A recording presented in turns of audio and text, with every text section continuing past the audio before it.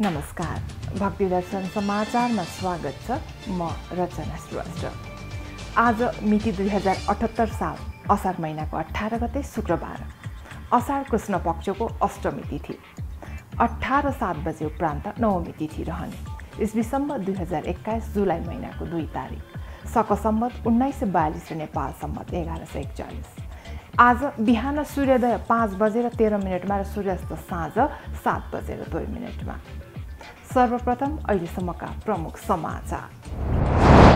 आज त्रिशूल जात्रा। कोरोना संक्रमणको भयावह परिस्थितिले यो जात्रा पनि प्रभावित।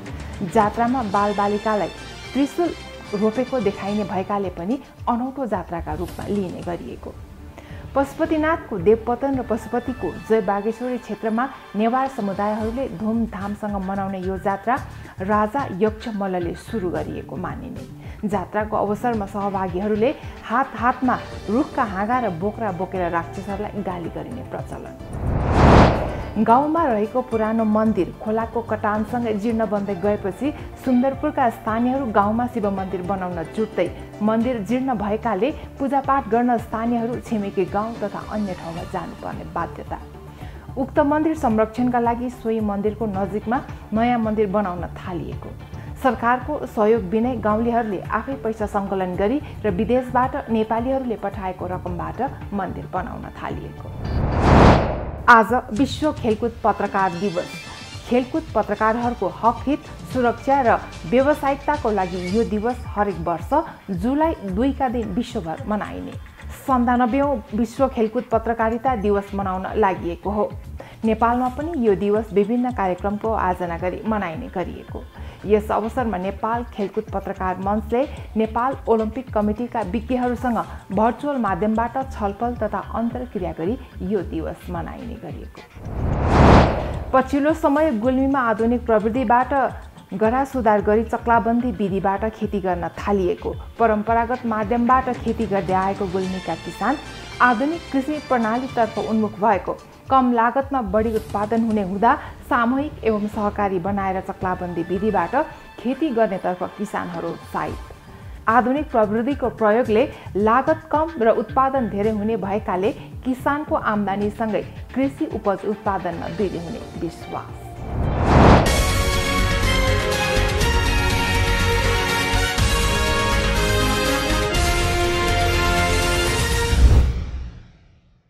अब समाचार विस्तारमा।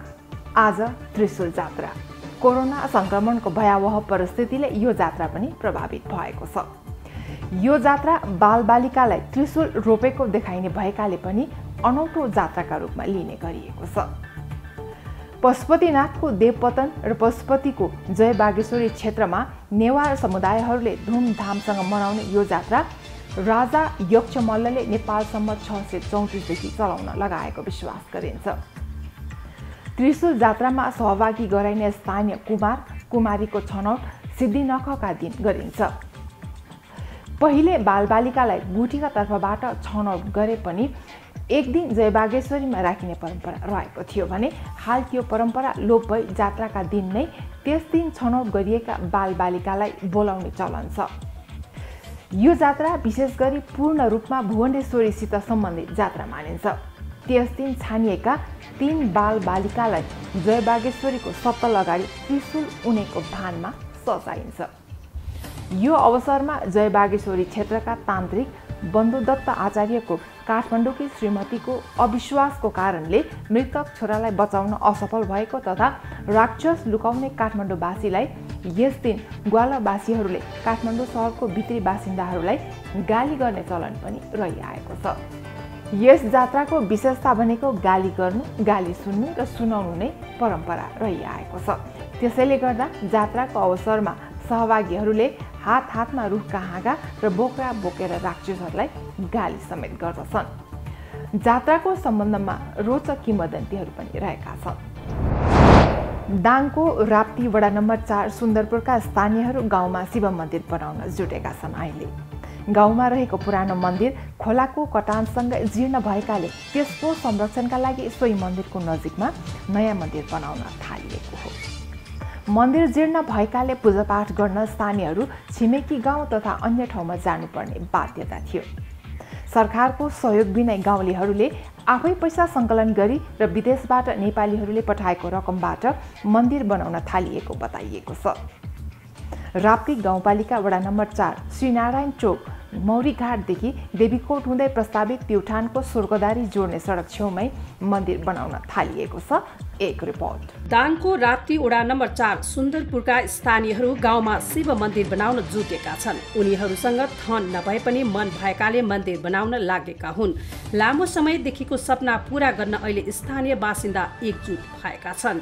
गाउँमा एउटा पुरानो मन्दिर छ, तर खोलाको कटानसँगै मन्दिर नै जीर्ण भइसकेकाले त्यसको संरक्षणका लागि त्यही मन्दिरको नजिकमा नयाँ मन्दिर बनाउन थालिएको मन्दिर निर्माण समितिका अध्यक्ष कृष्ण बहादुर बस्नेत र सचिव गोविन्द प्रसाद शर्माले बताउनुभयो। यस मन्दिरलाई जगेर्ना गर्नुपर्छ। यो पुरानो मन्दिर हो, धेरै पहिलेको मन्दिर।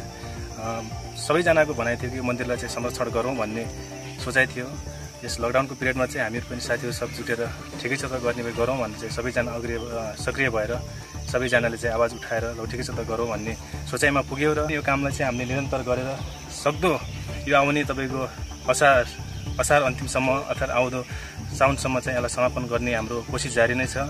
यो शिव मन्दिर निर्माण कसरी यहाँ स्थानान्तरण बनाउने भन्ने विषयमा हामी 3 जना कृष्ण बस्ने, अरुण केसी, म गोविन्द प्रसाद शर्मा सबै जङ्गलतिर जाने क्रममा यहाँ एकदम झुडीले ढाकेको अवस्थामा पुरानो पौराणिक मन्दिर थियो।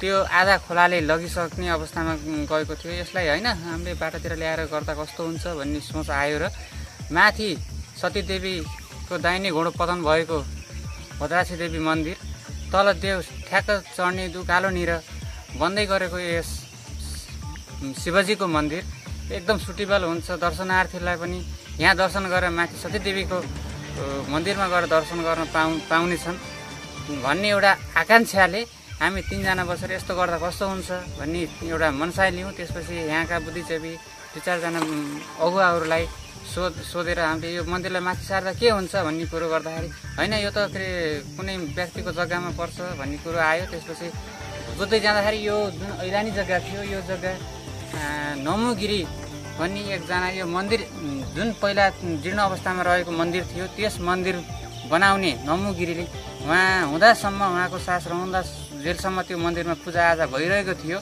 भनेपछि उहाँ जब देहान्त हुनुभयो त्यसपछि त्यो मन्दिरमा पूजाआजा गर्न छोडियो र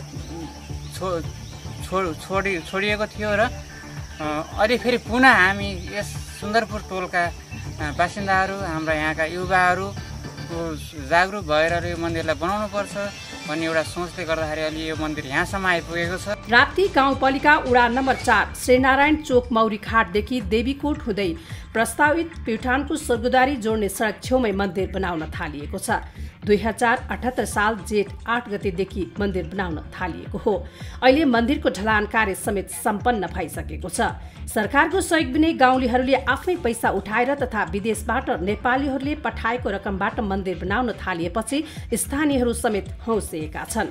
मन्दिर बन्दैछ, यसमा धेरै हाम्रा भाइ छोराहरूले हौसला दिएर हामीले यस्तो गर्नुपर्छ है काका दाई भनेर सबैले भनेपछि हुन्छ भनेर लागेका छौँ र यसमा धेरै साथीहरूले सहयोग गर्नुभएको छ। विदेशबाट पनि यहाँ भाइहरूले रकम पठाइदिनु भएको छ।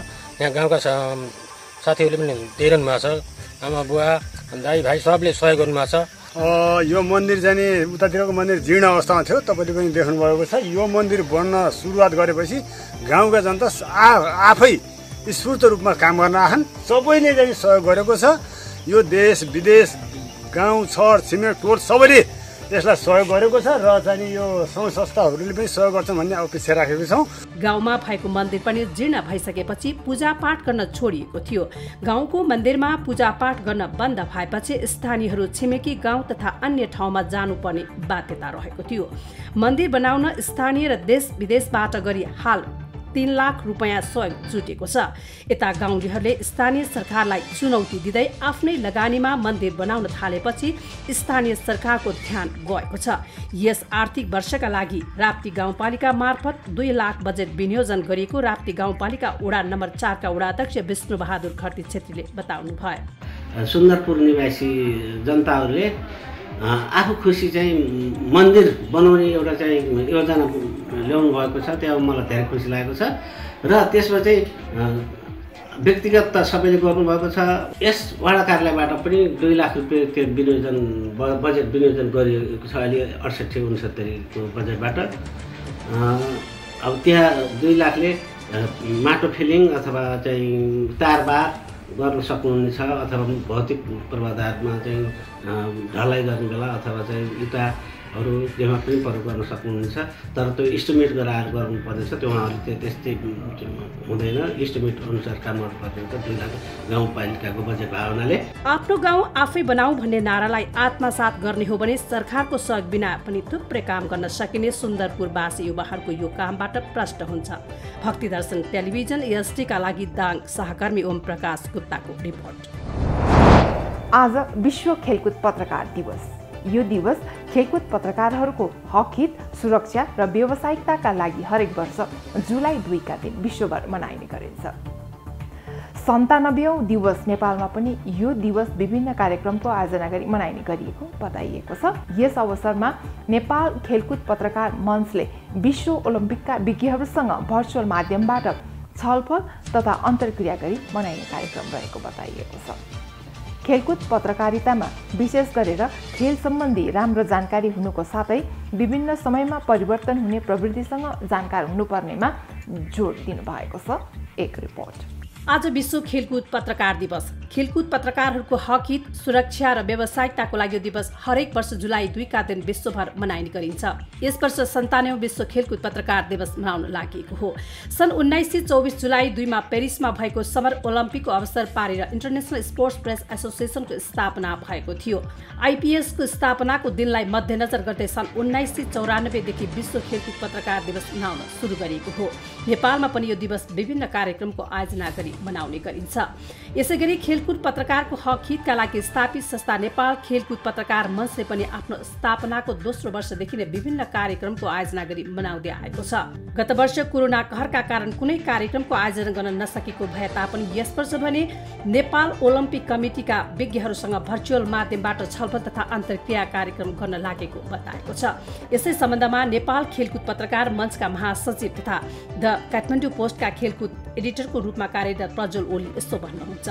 97औं विश्व खेलकुद पत्रकारिता दिवस मनाउँदैछौँ। यस अवसरमा म सम्पूर्ण पत्रकार र विशेष गरी खेलकुद पत्रकारहरूलाई हार्दिक शुभकामना दिन चाहन्छु। Nepal medical commission, Nepal Olympic कमिटीका मेडिकल कमिसनका चेयरपर्सन डाक्टर सरोज कृष्ण श्रेष्ठसँग हामीले छलफल गर्दैछौँ यो टोकियो ओलम्पिकको विविध पक्षको बारेमा। अब किनभने टोकियो ओलम्पिक अब हाम्रो नजिक आइसकेको छ, 1 महिनाभन्दा पनि कम समय रहेको छ र टोकियो ओलम्पिकको योपालि पनि अलिकति अरू वर्षहरूभन्दा फरक हुन गइरहेको छ र यसै सन्दर्भमा टोकियो ओलम्पिकको विषयवस्तुलाई छनौट गरेर हामीले अन्तर्क्रिया कार्यक्रम गर्दैछौँ। नेपाल खेलकुद पत्रकार मञ्चको स्थापना 2052 सालमा भएको हो र हामीले 2053 देखि हरेक वर्ष केही न केही रचनात्मक कार्यहरू गरेर विश्व पत्रकारिता दिवस मनाइ नै रहेका छौँ। अहिले आएर खेल पत्रकारितालाई हेर्ने दृष्टिकोण पनि फरक रहेको र नेपालमा खेलकुद पत्रकारिता केही हदसम्म बढेको उहाँको भनाइ छ। खेलकुद पत्रकारितामा विशेष गरेर खेल सम्बन्धी राम्रो जानकारी हुनुको साथै विभिन्न समयमा परिवर्तन हुने प्रविधिसँग जानकार हुनुपर्ने उहाँ बताउनुहुन्छ। खेलकुद र खेलकुद पत्रकारिता अब एउटै रथका 2 पाङ्ग्रा जस्ता हुन् र नेपालको खेलकुदको अवस्था र नेपाली खेलकुद पत्रकारितालाई दुईटालाई तुलना गर्ने हो भने खेलकुद भन्दा खेलकुद पत्रकारिता निश्चय पनि केही हदसम्म चाहिँ अघि बढेको हामी देख्न सक्छौँ र अहिले हामीसँग धेरै पुराना एक्सपिरियन्स सिनियर साथीहरू पनि हुनुहुन्छ, सिनियर दाइहरू हुनुहुन्छ भने अहिले आउने नयाँ भाइहरू पनि त्यत्तिकै मात्रामा आइराख्नु भएको छ। अब आजको समय र आजभन्दा 10 वर्ष अगाडिको समयको तुलना गर्ने हो भने 10 वर्ष अगाडि चाहिँ अब खेलकुद पत्रकारिता पनि हुन्छ र खेलकुद पत्रकारिता छुट्टै विधा हो र भन्ने खालको थियो भने अब यो नेपाल खेलकुद पत्रकार मञ्चको स्थापना सँगसँगै अब खेलकुद पत्रकारिता पनि एउटा पत्रकारिताको छुट्टै विधा रहेछ है भन्ने खालको चाहिँ एक खालको यो जनमानसमा अथवा भनौँ एक खालको पत्रकारिता क्षेत्रमा हामीले स्थापित गर्न सकेका छौँ र खेलकुद पत्रकारिता चाहिँ अरूभन्दा विधागत पत्रकारितामा पनि अरूभन्दा चाहिँ विशिष्ट खालको पत्रकारिता हो भन्ने चाहिँ हाम्रो बुझाइ छ र हामी त्यही बुझाइलाई नै आत्मसात गर्दै अघि बढेका छौँ। किनभने खेलकुद पत्रकारिता भनेको चाहिँ अरूभन्दा धेरै टेक्निकल पत्रकारिता हो। खेलकुद पत्रकारिता गर्ने मान्छेले खेलकुद सम्बन्धी धेरै कुराहरू जानेको हुनुपर्छ। अब खेलकुदको धेरै नियमहरू जानेको हुनुपर्छ र अरूभन्दा त्यो खेलकुदमा लेखाइ अथवा खेलकुदको पत्रकारिताको त्यो एउटा प्याटर्नै फरक छ। त्यो हिसाबले खेलकुद पत्रकार हुनको लागि, खेलकुद पत्रकारिता गर्नलाई खेलकुदको ज्ञान चाहिँ आवश्यक छ। यस मञ्चले खेलकुद पत्रकारको हकित र वृद्धिका लागि तालिम तथा अन्वेषणहरू गर्दै आइरहेको छ। त्यसै गरी कोरोना कहरले केही बाधा पुर्याए पनि केन्द्रमा तालिम तथा विज्ञहरूसँगको छलफल कार्य पनि भइरहेको बताउनुहुन्छ महासचिव ओली। नेपाल खेलकुद पत्रकार मञ्च भनेको खेलकुद पत्रकारको हक हित र खेलकुद पत्रकारहरूको वृत्ति विकासको लागि नै भनेर स्थापना भएको एउटा संस्था हो। त्यस हिसाबले खेलकुद पत्रकारहरूको वृत्ति विकासका लागि यसले चाहिँ खेलकुद पत्रकारितासँग जोडिएर यसले अब जिल्लाहरूमा चाहिँ तालिम तथा अन्वेषणहरू प्रदान गर्दै आएको थियो र अहिले यो पछिल्लो समय चाहिँ कोरोनाको कारण यो अलिकति केही हाम्रो यो तालिम तथा अन्वेषण कार्यक्रमहरूमा चाहिँ अलिकति केही सुस्त भएको छ गति। त्यसबाहेक चाहिँ हामीले हाम्रो यहीँ केन्द्रका पत्रकार साथीहरूको लागि भनेर हामीले तालिम विभिन्न किसिमका तालिमहरू विज्ञसँग राखेर छलफलहरू चलाइरहेका छौँ र सँगसँगै अब हाम्रो अब धेरै कार्यक्रम छ। यो वर्ष पनि हाम्रो केन्द्रमा चाहिँ 12 महिनामा 12 वटा कार्यक्रम गर्ने खेलकुद पत्रकारको लागि भनेर हामीले त्यो खालको योजना पनि ल्याएका थियौँ र फेरि यो कोरोनाको सेकेन्ड वेभको कारणले चाहिँ हामीले अहिलेसम्म त्यो सुरु गर्न सकेका छैनौँ। र मैले तपाईँलाई भने हामीले खेलकुद पत्रकार मञ्चले चाहिँ खेलकुद पत्रकारको क्षमता वृद्धि गर्नका लागि धेरै कार्यक्रमहरू गर्ने गरेको छ। जस्तो एउटा मेन्टरसिप प्रोग्राम भन्ने हामीले अब योजनामा बनाएका छौँ। अब यो कोरोनाको अलिकति महामारी कम हुने बित्तिकै हामीले मेन्टरसिप कार्यक्रम सुचारू गर्छौँ। मेन्टरसिप कार्यक्रममा चाहिँ के हुन्छ भने हाम्रो अहिले आएको नयाँ साथीभाइहरूलाई, नयाँ खेलकुद पत्रकारहरूलाई चाहिँ अब सिनियर खेलकुद पत्रकारहरूले उहाँहरूको अन्डरमा राखेर उहाँहरूले एकजना खेलकुद पत्रकारले 5 जनालाई, एकजना सिनियरले 5 जना नयाँ खेलकुद पत्रकार साथीहरूलाई चाहिँ खेलकुद पत्रकारिताको विभिन्न आयामहरूबाट प्रशिक्षण दिने लगायत कार्यक्रमहरू धेरै छन्। यस मञ्चले खेलकुद परिषद र खेलकुद मन्त्रालयसँग पहिलादेखि नै समन्वय र सहकार्य गर्दै आएको छ। हाम्रो तर्फबाट भन्ने हो भने चाहिँ हामीले चाहिँ अब सरकारसँग, खेलकुद मन्त्रालयसँग समन्वय, खेलकुद मन्त्रालय र राष्ट्रिय खेलकुद परिषदसँग पहिलादेखि नै समन्वय सहकार्य गर्दै आएका छौँ। नेपाल खेलकुद पत्रकार मञ्चले हरेक वर्ष NSJF स्पोर्ट्स अवार्ड भनेर आयोजना गर्छ। यो देशको सबैभन्दा ठुलो खेलाडीहरूलाई पुरस्कार भनौँ सम्मान गर्ने कार्यक्रम हो। यो सबै कुराहरू चाहिँ हामी नेपाल सरकार राष्ट्रिय खेलकुद परिषदसँग एकदमै नजिक भएर हामी गर्न चाहन्छौँ र यसको लागि अब उहाँहरूको चाहिँ हामीलाई एक खालको जुन सहयोग चाहिन्छ, उहाँहरूले सहयोग त गर्नुभएको छ तर त्यसमा हामीलाई पर्याप्त मात्रामा सहयोग गर्नुभएको छैन। एकदम तपाईँहरू साँच्चै खेलकुद विकास गर्न चाहनुहुन्छ भने खेलकुद सँगसँगै खेलकुद पत्रकारितामा पनि लगानी गरौँ, खेलकुद पत्रकारितालाई पनि माथि लाने कोसिस गरौँ र नेपाल खेलकुद पत्रकारसँग हातेमालो गर्दै अघि बढौँ भनेर म उहाँहरूलाई सुझाव दिन चाहन्छु, उहाँहरूलाई आह्वान गर्न चाहन्छु। यस्ता दिवसहरू मनाइरहँदा छलफल तथा अन्तर्क्रियासँगै खेलकुद पत्रकारिताको हकितमा आवाज उठाउने र कार्यान्वयन गराउन सकेमा यस दिनले सार्थकता पाउनेमा दुई मत छैन। पछिल्लो समय गुल्मीमा आधुनिक प्रविधिबाट गरा सुधार गरी चक्लाबन्दी विधिबाट खेती गर्न थालिएको छ। परम्परागत माध्यमबाट खेती गर्दै आएको गुल्मीका किसान आधुनिक कृषि प्रणालीतर्फ उन्मुख भएका छन्। कम लागतमा बढी उत्पादन हुने हुँदा सामूहिक एवं सहकारी बनाएर चक्लाबन्दी विधिबाट खेती गर्नेतर्फ किसानहरू उत्साहित भएका छन्। आधुनिक प्रविधिको प्रयोगले लागत कम र उत्पादन धेरै हुने भएकाले किसानको आम्दानीसँगै कृषि उपज उत्पादनमा वृद्धि हुने विश्वास लिएको छ। एक रिपोर्ट। पछिल्लो समय गुल्मीमा आधुनिक प्रविधिबाट गरा सुधार गरी चक्लाबन्दी विधिबाट खेती गर्न थालिएको छ। प्रधानमन्त्री कृषि आधुनिकीकरण परियोजना कार्यान्वयन इकाइ गुल्मीको साझेदारीमा ग्रामीण क्षेत्रका किसानहरू आधुनिक प्रविधिबाट खेती गर्न उत्साहित देखिएका छन्। परम्परागत माध्यमबाट खेती गर्दै आएको गुल्मीका किसान आधुनिक कृषि प्रणालीतर्फ उन्मुख भएका छन्। गरा सुधारको माध्यमबाट चक्लाबन्दी विधि मार्फत जिल्लाका विभिन्न स्थानका किसानहरूले सरकारसँग साझेदारी गर्दै आधुनिक ढङ्गले कृषि गर्न थालेका हुन्। कम लागतमा बढी उत्पादन हुने हुँदा सामूहिक एवं सहकारी बनाएर चक्लाबन्दी विधिबाट खेती गर्नेतर्फ किसानहरू उत्साहित भएको बताउँछन्। 12 जना किसानले 112 रोपनी जग्गा सामूहिक रूपमा यो वर्षदेखि चक्लाबन्दी विधिबाट खेती लगाउन सुरु गरेका छन्। पहिला जुन परम्परागत रूपले खेती गर्दै आइरहेको थियो, गोरुहरू चाहिने देखि ल्याएर श्रमिक गोरु बढी लाग्ने र त्यस पश्चात चक्लाबन्दी अथवा गरा सुधारपछि यान्त्रिकरण अथवा यन्त्र प्रविधिहरूको प्रयोग गर्दै जाँदा यो कार्य छिटो सम्पन्न हुने, बालीहरू लगाउन छिटो हुने र उत्पादन वृद्धि हुने, जसले गर्दा हामीले बिउ मलहरू सबैहरू पनि त्यो अनुसार अनुपात मिलाएर यन्त्रको प्रयोग गरेर लगाउन सक्ने र वृद्धि गर्न सकियो भने आय आर्जन अथवा व्यवसायमूलक हामीलाई पैसा चाँडै भुक्तानी दिनु पर्यो। यहाँ अब खनेको डोजर लगाएको पैसा लगायत कुलो बनाउने मिस्त्री ज्यामीहरूको पैसा आवश्यक पर्यो भन्दाखेरि कुलो बनाएर सक्नुहोस् र हामी दिन्छौँ भनेर भनेको हुनाले हामी अहिले यहाँ सबै जग्गाका महीहरू करिब 12 जना जति जम्मा भएर हामी यहाँ गर्दैछौँ। बिहान 6 बजेदेखि लागेका हौँ। गरा सुधारको लागि बढीमा 10 लाखसम्म अनुदान, सिँचाइको लागि कुलो निर्माण तथा मल बिउको लागि पनि सरकारले 50% अनुदान दिने भएको छ। स्थानीय तहले पनि किसानसँग साझेदारी गर्दै आएका छन्। सबै गरामा सिँचाइ सहजै पुग्ने र यान्त्रिकरणबाट खेतीपाती गरिने हुँदा लागत कम र उत्पादन बढी हुने भए तापनि जिल्लाको लागि नौलो प्रविधि भएका कारण किसानहरूमा चेतना जगाउन आवश्यक रहेको बताइएको छ। गरा सुधार पद्धतिबाट चक्लाबन्दी खेती किसानलाई पनि नौलो नै हो। त्यो उहाँहरूलाई सुरुका दिनमा कन्भिन्स गर्न, उहाँहरूलाई बुझाउन निकै कठिन भयो। तर पछि बिस्तारै जब यसको महत्त्व बुझाउन सक्यौँ र उहाँहरूको जुन एउटा सवाल थियो, यो चक्लाबन्दी गरा सुधार गर्दा जग्गाहरू मासिने, किताहरू मासिने र यसले गर्दा चाहिँ जग्गाको स्वामित्वमा समेत असर पर्छ भन्ने उहाँहरूको चिन्तालाई हामीले चाहिँ यो नापी कार्यालयसँग र चाहिँ यो जियोमेट्रिक इन्जिनियरका टिमसँग बसेर जग्गाको किता, प्रत्येक किताको क्षेत्रफल नापिसकेपछि अहिले जिल्लाका 5 स्थानीय तहका 85 घरधुरी किसानले 400 रोपनी जग्गामा चक्लाबन्दी विधिबाट खेती सुरु गरेका छन्। आधुनिक प्रविधिको प्रयोगले लागत कम र उत्पादन धेरै हुने भएकाले किसानको आम्दानीसँगै कृषि उपज उत्पादनमा वृद्धि हुने देखिन्छ। भक्ति दर्शन टेलिभिजन SD का लागि गुल्मी सहकर्मी सुमन महतारको रिपोर्ट। अहिलेलाई हामी भक्ति दर्शन समाचारको अन्त्यमा आइसकेका छौँ। जाँदा जाँदै प्रमुख समाचार पुनः एकपटक। आज त्रिशूल जात्रा, कोरोना संक्रमणको भयावह परिस्थितिले यो जात्रा पनि प्रभावित। जात्रामा बालबालिकालाई त्रिशूल रोपेको देखाइने भएकाले पनि अनौठो जात्राका रूपमा लिने गरिएको।